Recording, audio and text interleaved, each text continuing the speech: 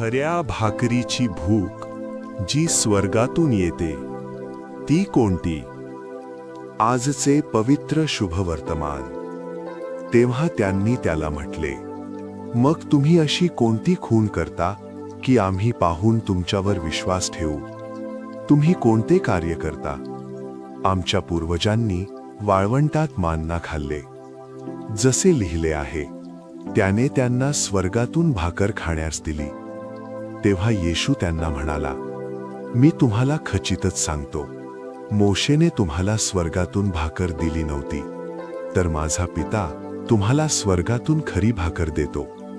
कारण देवाची भाकर ती आहे जी स्वर्गातून खाली येते आणि जगाला जीवन देते.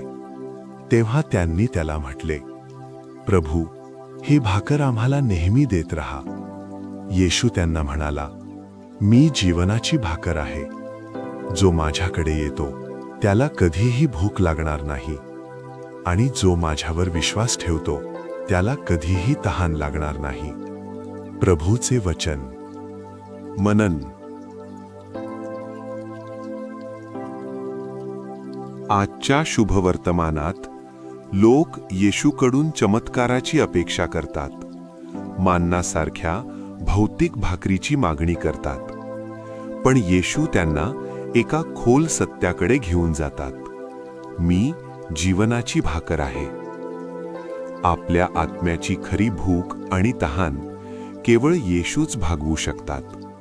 जगातील कोणतीही गोष्ट ही शांती, समाधान आणि चिरंतन जीवन देऊ शकत नाही जे येशू देतो.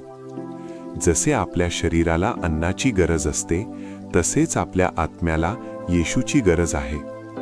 त्याला स्वीकारणे, त्याच्या शब्दांवर विश्वास ठेवणे हेच जीवनाची खरी भाकर खाण्यासारखे आहे.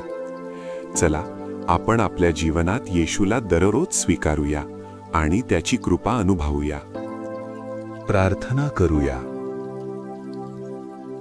हे येशू, तूच खऱ्या जीवनाची भाकर आहेस. हे शिकवल्याबद्दल तुझे आभार.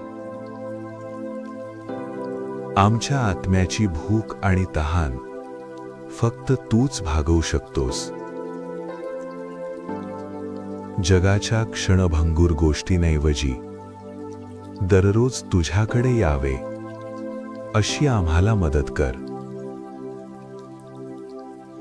तुझ्या पवित्र देहात आणि रक्तातून आम्हाला चिरंतन जीवन मिळो. आमेन. मराठी वचनमध्ये आपले स्वागत. आज आपण योहान 6:30-35 या शुभवर्तमानावर मनन करूया. दररोज नवीन शुभवर्तमानासाठी सबस्क्राईब करा. देव तुम्हाला आशीर्वाद देवो.